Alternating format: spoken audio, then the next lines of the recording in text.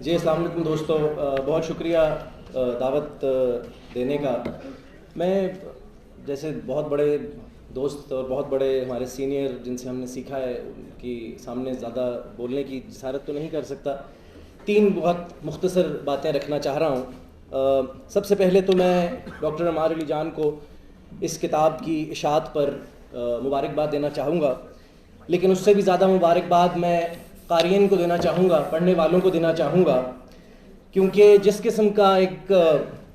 فکری ماحول، ایک انٹلیکچول انوائرمنٹ یا the lack of it Pakistan میں پچھلے کئی ڈیکیڈ سے طاری ہے، ایک جمود سا طاری ہے، اس کے اندر آپ قارئین کو بہت سارے سوالات جو آپ کے ذہنوں میں بھی ہیں، میرے ذہنوں میں بھی ہیں، یا تو ہم وہ سوال پوچھ نہیں رہے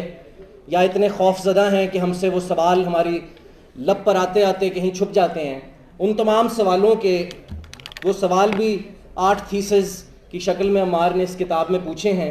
اور ان کا جواب بھی آپ کو ایک تحقیقی نقطہ نظر، ایک جامع نقطہ نظر کی شکل میں آپ کو پڑھنے کو ملے گا۔ تو آپ قارئین کو سب سے پہلے اس کی بہت بہت مبارک ہو، کیونکہ یاد رکھیے کہ یہ کتاب ایک کوالیفائڈ ہسٹورین، ایک کوالیفائڈ تاریخ دان کی لکھی گئی کتاب ہے، اور کسی عام تاریخ دان کی بھی نہیں، ایک ایسے تاریخ دان کی جو ہسٹری فرام بلو کو جانتا ہے، جو عوام کی تاریخ لکھ رہا ہے، جو مزدوروں کی تاریخ لکھ رہا ہے، جو کسانوں کی تاریخ لکھ رہا ہے، جو یہاں کے اوپریسڈ، یہاں کے تمام جو ایسے زیر دست طبقات ہیں ان کی کہانی اور ان کی تاریخ لکھ رہا ہے، اور اس کو آج سے بھی کنیکٹ کر رہا ہے۔ یہ آپ لوگوں کے لیے ایک بہت ہی خوشائن بات ہے، اور میں تمام لوگوں کو اس کتاب کو پڑھنے کی تلقین کروں گا۔ نمبر 2، جیسے کہ عمار کی اس کتاب کا نام ہے رول بائی فیئر، ابھی تھوڑی دیر پہلے ہم اس کے اوپر بحث کر رہے تھے کہ اس کا اردو میں ترجمہ کیا ہونا چاہیے، تو میں نے یہ کہا کہ یہ اقتدار کا خوف کا اقتدار یا خوف اقتدار، اس میں جو ہمارے دین میں تو جو ہمیں سکھایا گیا ہے وہ کہ اقتدار سے ڈرو، کیونکہ اقتدار جو ہے وہ آپ کے اوپر ایک ذمہ داری ہے، لیکن یہاں پر لوگوں کے ذہنوں میں اقتدار کا جو ہے خوف طاری ہے، ایک رول بائی فیئر ہے، ایک دہشت کا ایک نظام ہے، اور وہی نظام جو ہے اسی کے اوپر عمار نے 8 جو تھیسز لکھے ہیں، اس کے حوالے سے میں فولیو بکس کو خراج تحسین پیش کرنا چاہوں گا، کیونکہ بہت سارے پبلشرز ہیں جو کہتے ہیں کہ جی ایسی کتاب ہم پڑھنا چاہتے ہیں، پڑھانا چاہتے ہیں لوگوں کو۔ یہ دیکھو فولیو بکس نے پبلش کر کے بھی دکھا دی ہے، اور اس کو جو پڑھے گا اس کے ذہن میں نئے خاکے اور نئی دنیا جو ہے پاکستان کے حوالے سے نئے جوابات کھلتے چلے جائیں گے۔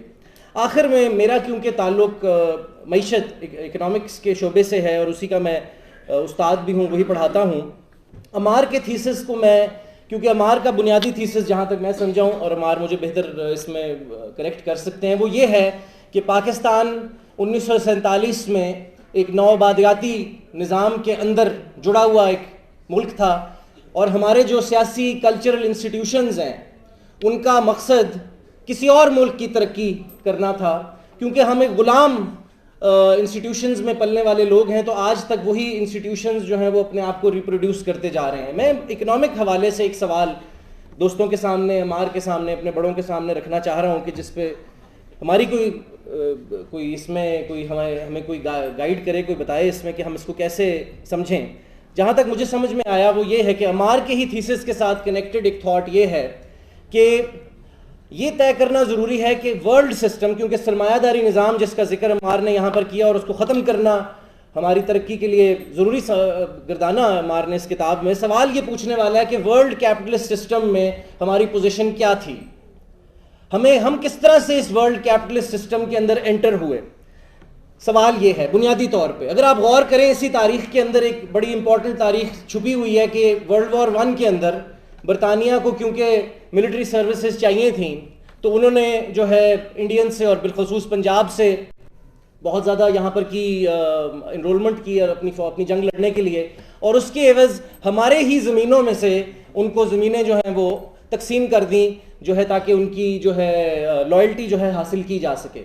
اب سوال جو میں یہاں پہ رکھنا چاہ رہا ہوں وہ معیشت کے لیے بڑا امپورٹنٹ ہے، کیونکہ لوگ سوال پوچھتے ہیں پاکستان میں ترقی کیوں نہیں ہوتی؟ بھئی ترقی اس لیے نہیں ہوتی، سوال یہ پوچھنے والا ہے کہ بھئی ہندوستان میں، بنگلہ دیش میں، چاہے چین میں، دنیا بھر میں نوآبادیاتی نظام تھا، لیکن لوگ اس کو تبدیل کرنے کی کوشش کر رہے ہیں، ورلڈ سسٹم کے اندر اپنی پوزیشن کو تبدیل کرنے کی کوشش کر رہے ہیں۔ یہ سوال ذرا آپ پوچھیں کہ ہم عالمی معیشت میں کیا ہمارا کنٹریبیوشن ہے؟ بنگلہ دیش تو کہہ سکتا ہے ہم دنیا میں کپڑے بیچ رہے ہیں، دنیا کا ہر ڈائمنڈ جو ہے وہ پالش ہونے کے لیے گجرات سے انڈیا کی گزرتا ہے، چین دنیا کو سامان بیچ رہا ہے، ہم دنیا میں کیا سروسز بیچ رہے ہیں؟ یا شاید سے صحیح سوال پوچھنے کا یہ ہے کہ ہم دنیا میں کون سی سروسز کرائے پہ دے رہے ہیں، اور ان سروسز کے عوض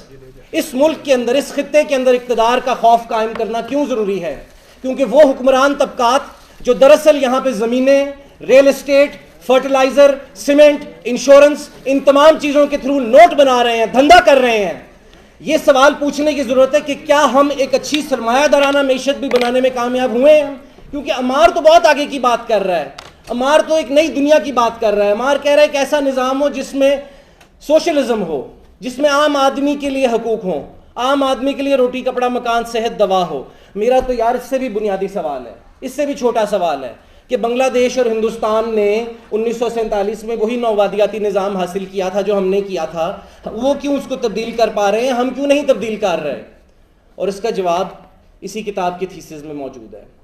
اور اس کا حل بھی اسی کتاب کی، آخری بات کر رہا ہوں۔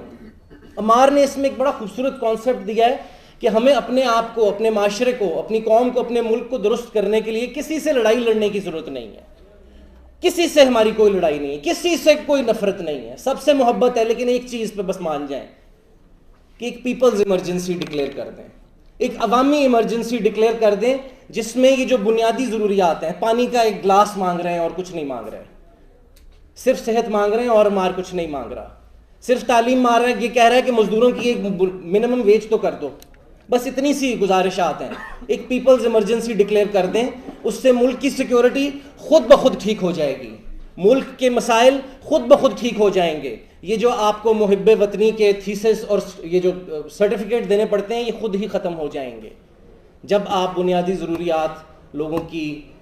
پوری کرنے میں کامیاب ہوں گے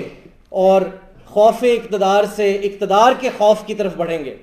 اور عمار نے بہت ہی اس میں عمدہ بات کی اس تھیسس کے اندر، انہوں نے کسی حکومت کی برائی نہیں کی، کسی سویلین، کسی ملٹری رول کی بات نہیں کی، انہوں نے کہا کہ پوری کی پوری رولنگ کلاس فیل ہو گئی ہے، پوری کی پوری حکمران طبقہ فیل ہو گیا ہے ہماری بنیادی ضروریات پوری کرنے میں۔ اس لیے اس تھیسس پہ غور کریں جو عمار نے یہاں پیش کیا کہ ایک عوامی ایمرجنسی ڈکلیئر کریں اور آئیں اس ملک کو ترقی کی راہوں پر چلانے کی کوشش کریں۔ بہت شکریہ۔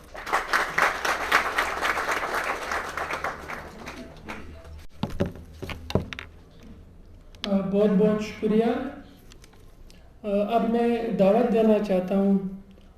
فرزانہ باری صاحبہ کو، انسانی حقوق اور فیمنسٹ، جو ایک انسانی حقوق اور فیمنسٹ ایکٹیوسٹ ہے، انہوں نے پدر شاہانہ جرگہ نظام